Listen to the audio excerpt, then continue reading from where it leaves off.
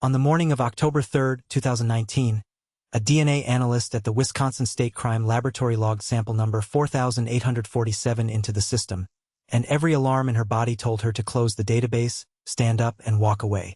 By the end of this video, you're going to understand exactly why Detective Raymond Caulfield spent 11 years solving other people's murders, and what it means that the evidence suggests he may have been committing his own. What you're about to hear has never been fully explained. Not by law enforcement, not by the FBI, not by the people who knew him best. Raymond Caulfield joined the Milwaukee Police Department in the spring of 1997. He was 31 years old, 6'2", with the kind of angular jaw and permanent 5 o'clock shadow that made him look like he'd been cast from a mold specifically designed for detective work. His colleagues described him as meticulous, obsessive even, the kind of man who ate the same lunch every day: black coffee, a turkey sandwich on rye, a bag of plain chips, sitting alone at his desk, reading case files the way other men read sports pages. He didn't drink at department gatherings. He didn't make small talk. But when a cold case came across his desk, something shifted in him. People said his eyes changed, went darker somehow, more focused. He was assigned to the cold case unit in January of 2008, after a decade working homicide. By that point, he had a reputation. 3 closed cases in 18 months. A conviction rate his supervisors quietly called embarrassing. Embarrassing for the criminals, that is. Raymond Caulfield had a gift for finding the thread other detectives missed, the detail buried so deep in a file it had essentially fossilized. He smelled paper and old coffee and the chemical tang of evidence bags the way other people smelled a home-cooked meal. Familiar, comforting. His entire identity was the work. The cold case unit in Milwaukee was housed in a basement office on West Wells Street that always smelled faintly of damp concrete and toner ink. The fluorescent light in the far left corner flickered once every 47 seconds. Caulfield's colleague, Detective Sandra Probilski, timed it one afternoon out of boredom and never forgot the number. There were 6 detectives in that unit. Caulfield was the one they all watched. Not because he was warm or funny or politically connected, but because he solved things. And in a room full of people surrounded by the faces of the dead, that mattered more than anything else. His first cold case closure came in March of 2008. Donna Hartwell, 34, found strangled in her apartment in Wauwatosa in 1991. The original investigation had gone nowhere. Caulfield re-examined the evidence in 63 days, cross-referenced degraded biological material with the newly expanded Cody's database, and put a man named Gerald Toth in a prison cell before summer. Toth had been living 6 blocks from the original crime scene the entire time. He'd had a library card. He'd attended the same church as Donna Hartwell's mother. Case after case followed. 14 of them across 11 years. The names are worth saying out loud because they were real people. Karen Molesky, murdered in Racine in 1989. Anthony DeVore, 19 years old, shot twice in the back of the head in a Green Bay parking garage in 1994. Maria Solano, whose disappearance from Waukesha County in 2001 had been written off as a runaway case until Caulfield pulled her file on a Tuesday in February 2015 and refused to put it down. 14 victims. 14 families who finally got a phone call. And what the investigators found when they started working backward through Caulfield's own case history, once the questions began, would hollow out every person who had trusted him. He disappeared on September 28, 2019. No note. No call. His car was found at a rest stop off Interstate 94 near Johnson Creek. Engine cold. Keys still in the ignition. A half-eaten turkey sandwich on rye sat on the passenger seat. The coffee was still warm. And somewhere in the Milwaukee forensic system, a routine evidence submission had been logged under his badge number.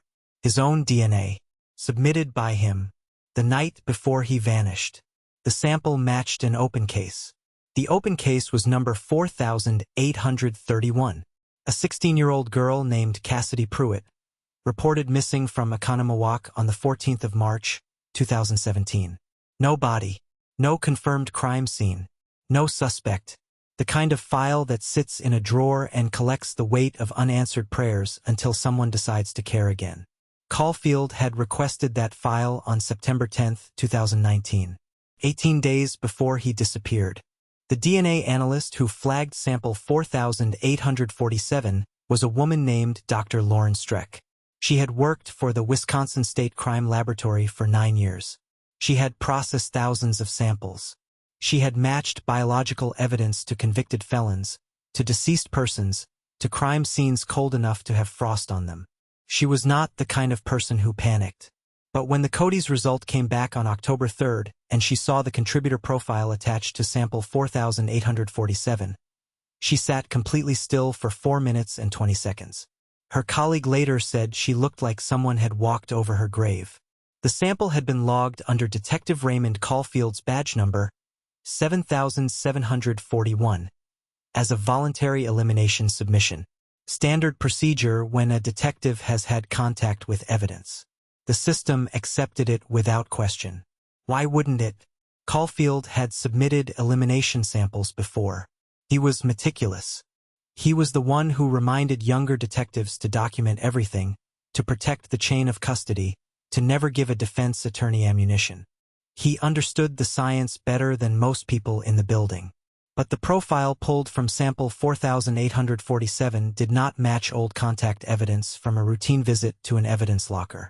It matched biological material recovered from a secondary location in the Cassidy Pruitt disappearance case. A location that had not been publicly disclosed. A location that, according to the original case file, law enforcement had only discovered after a thorough recanvass in August of 2019. A drainage culvert off County Road F, approximately 9 miles from where Cassidy Pruitt was last seen. The public had never been told about that culvert. It had never been mentioned in any press release, any news article, any conversation outside of a locked room inside the Waukesha County Sheriff's Office. The only people who knew about it were the investigators assigned to the case, the lab personnel who processed the material recovered there, and whoever had left biological evidence inside it. Raymond Caulfield was not assigned to the Cassidy Pruitt case. He had no official reason to know about that culvert. He had no official reason to have his DNA anywhere near it. And yet, Dr. Streck picked up her desk phone and called her supervisor. Then her supervisor called the Wisconsin Division of Criminal Investigation.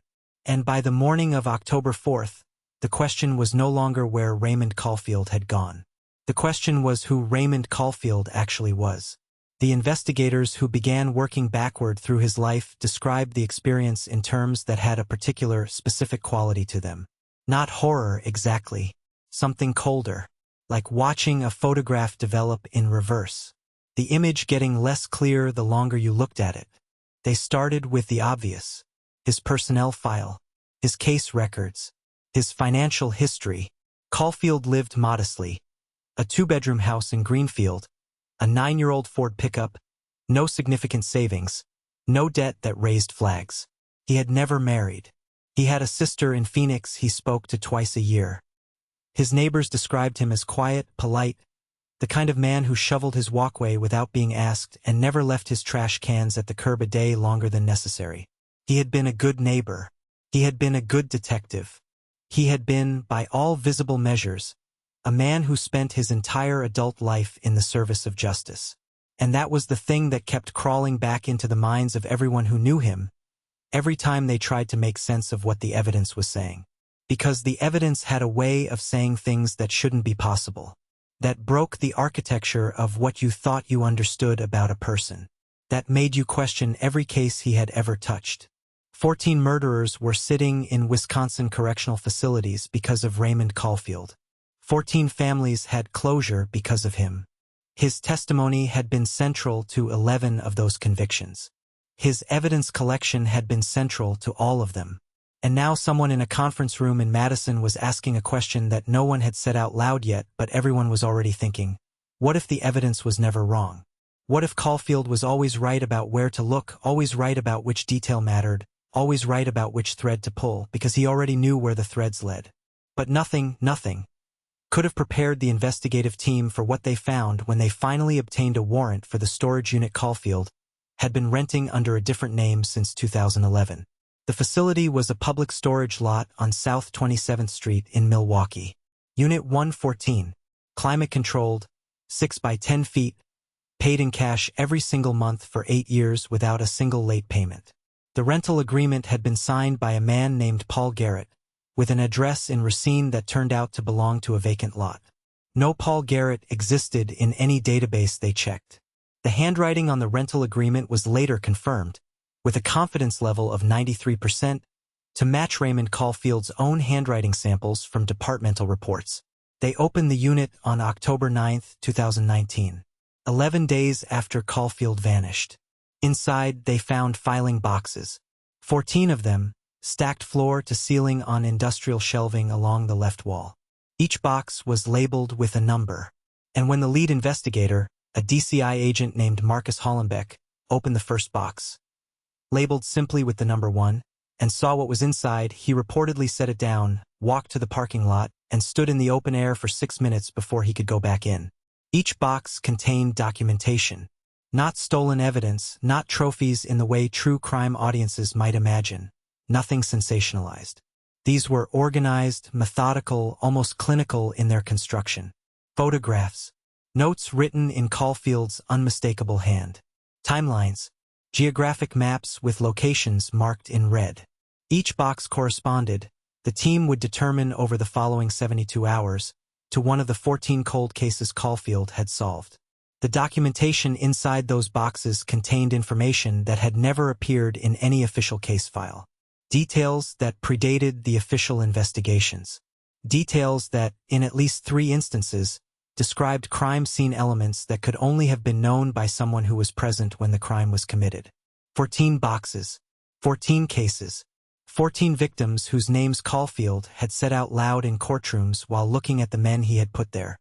And then Marcus Hollenbeck noticed the 15th box. Sitting on the floor in the far right corner, partially obscured by a moving blanket. No number on it. Just a name, written in the same precise block letters as everything else. Cassidy. Hollenbeck reached for it. His hands, by his own account, were steady. He had been a criminal investigator for 22 years. He opened the box. And inside, on top of everything else, was a Wisconsin State Crime Laboratory submission form. Pre-filled. Badge number 7741. Sample category. Elimination. Date of submission. September 27, 2019. The night before Raymond Caulfield disappeared. He had planned this. He had planned all of it, the submission, the timeline, the discovery. He had sat in that unit at some point before he walked away from his car on Interstate 94, and he had left a trail so deliberate, so methodical, so precisely constructed that the only question left was the one that Marcus Hollenbeck voiced to the room in a tone just above a whisper, whether Raymond Caulfield had disappeared because he was running from what he had done, or whether someone had finally made sure that he couldn't run anymore. And underneath that submission form, pressed flat against the bottom of the box, was a photograph, a handwritten note clipped to it. The note had 4 words on it, but the photograph was of a detective. Not Caulfield. Someone else had been in that unit before them. The photograph was of Detective Sandra Probilski. Marcus Hollenbeck stood in that storage unit on South 27th Street and looked at the face of Raymond Caulfield's longtime colleague, the woman who had timed the flickering fluorescent light at 47 seconds, the woman who had sat 6 feet away from him in that basement office for 11 years, and read the 4 words on the handwritten note clipped to her image. He knew about me. Let that land for a moment. Because it changes everything you thought you understood about this case. And it changes it in a direction that nobody saw coming. The investigation that followed was conducted under a level of secrecy that the Wisconsin Division of Criminal Investigation has never formally acknowledged. What emerged from it has been pieced together through court documents, sealed deposition transcripts that were partially leaked in 2021, and sources close to the original investigative team who agreed to speak without attribution. What it reveals is not the story of one corrupt detective. It is the story of 2. And it is the story of a man who spent the last 18 days of his known life trying to decide what to do about the second one. Sandra Probilski had joined the Milwaukee Cold Case Unit in 2009, 1 year after Caulfield. She was 44 years old at the time of his disappearance, a 20-year veteran of the department, respected and unremarkable in the specific way that makes a person invisible. She processed paperwork. She cross-referenced witness statements. She was, by every outward appearance, exactly what her personnel file said she was. A competent, mid-career detective doing the quiet work that keeps a unit running. But what the DCI found when they turned their attention to her, after Hollenbeck walked that photograph back to Madison inside an evidence bag that he personally carried and did not let out of his sight, was a pattern so carefully buried that it had taken Raymond Caulfield, of all people, to find it. Przybylski had been feeding case information, not to the press, not to defense attorneys, to the families of perpetrators, specifically to a loosely connected network of individuals with ties to at least 4 of the 14 men Caulfield had put away, in exchange for what exactly remains a matter of legal dispute, but the financial forensics told a story that was difficult to argue with. Between 2012 and 2019, Sandra Przybylski received 41 separate cash deposits into an account held under her maiden name, Sandra Kowalczyk, at a credit union in Menominee Falls. The deposits totaled just over $230,000. They stopped in September of 2019, the month Caulfield requested the Cassidy Pruitt file. Here is what the investigators believe happened, based on what was inside that 15th box. At some point in his re-examination of the Pruitt disappearance, Caulfield found an anomaly, a piece of information, a timeline discrepancy, a detail in the evidence chain that pointed not toward an outside perpetrator, but toward someone inside the investigation itself. Someone who had been positioned to access, alter, or redirect case materials. Someone who had been in a room she had no documented reason to be in on a date in August of 2019, when the culvert off County Road F was first being processed. Sandra Przybylski had signed into the Waukesha County Evidence Facility on August 21, 2019, using a borrowed access credential. The log entry was buried inside a routine sign-in sheet. It would have taken someone with Caulfield's particular obsession, his almost pathological attention to documents that other people treated as wallpaper, to notice it. And he noticed it. But here is where Raymond Caulfield's story becomes genuinely complicated. Because the 15th box did not contain evidence of his innocence. It contained evidence of his awareness. And those are not the same thing. The documentation inside that box showed that he had known about the culvert. Not because he had put Cassidy Pruitt there, but because he had found her there, alone, without reporting it, without logging it. In late August of 2019, Raymond Caulfield had discovered human remains in a drainage culvert off County Road F, and made a decision that will follow his name into whatever permanent record history makes of him. He had not called it in. He had gone back to his desk. He had pulled Przybylski's movements for the previous 6 months. And he had started building a case the only way he knew how, methodically, obsessively, alone. What he was building was not a report. It was leverage. Or it was a confession. The investigators who read his notes could not agree on which. His handwriting, always so precise, had deteriorated in those final weeks. The sentences were longer, less structured. There are passages in the Cassidy box that his former colleagues have described as reading less like detective notes and more like a man arguing with himself across pages. He had written on a sheet dated September 22, 2019, 6 days before he vanished. Asterisk, if I report what I know about Sandra, they will look at how I found it. If they look at how I found it, they will ask why I was there. If they ask why I was there, the answer I have is not good enough. It was never going to be good enough. Asterisk. He had driven to that culvert for personal reasons, not professional ones. Cassidy Pruitt's mother, a woman named Renee Pruitt, had contacted Caulfield directly in July of 2019.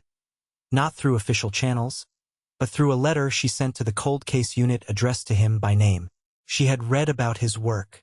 She had asked him, personally, to look at her daughter's case.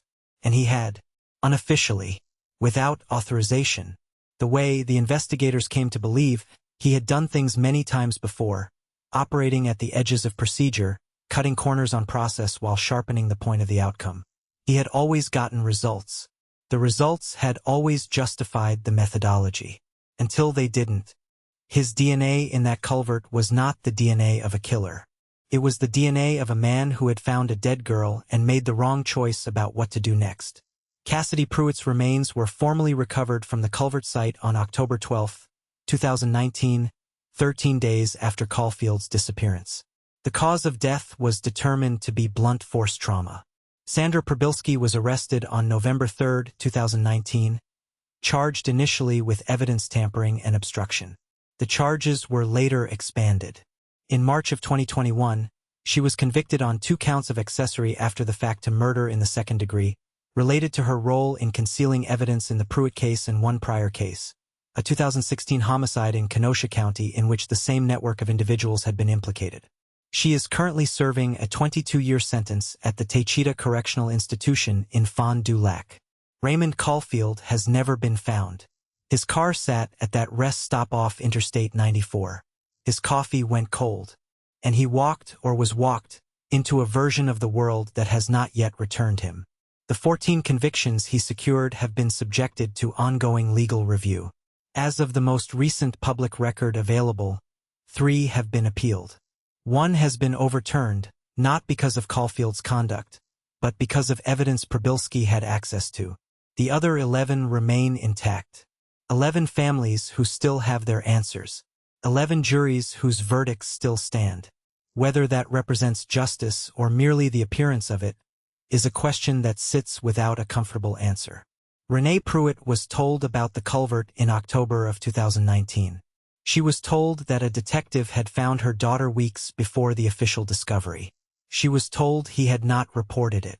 She has never spoken publicly about what she was told. But according to one source present during that notification, she sat quietly for a long moment, and then she said, **, he still found her. Nobody else was looking. **, what do you do with a man like Raymond Caulfield? What category do you put him in? He was not innocent. He was not monstrous. He existed in the space between those two things, the space where most of the genuinely disturbing stories actually live. A man who dedicated his life to the dead and then, at the moment it mattered most, chose self-preservation over the girl in the culvert. A man who spent 8 years building files in a secret storage unit, not as trophies, but as confessions he never sent. Documentation of his own methods, preserved with the same meticulous care he gave to everything else. As if some part of him had always known the accounting would come due. The flickering fluorescent light in the cold case unit basement on West Wells Street was replaced in November of 2019. The unit was reorganized the following year.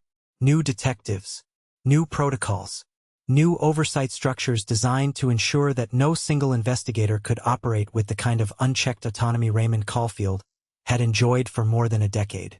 But the 15th box is still logged in evidence. It is still sealed.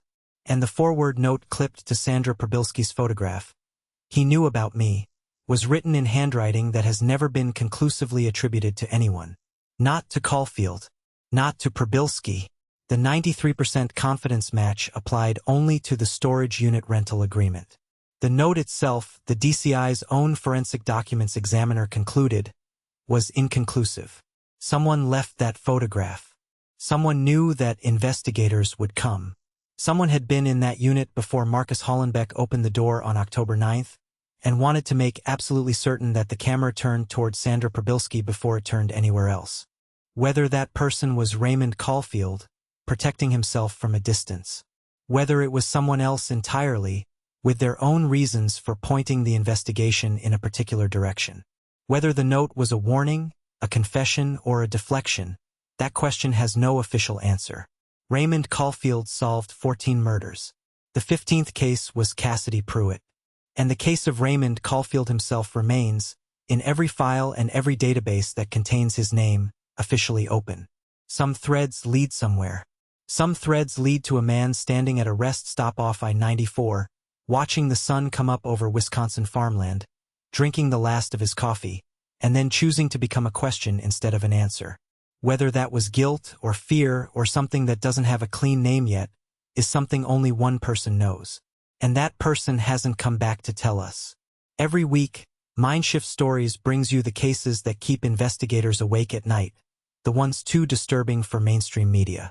If that sounds like something you need, subscribe now and never miss a story.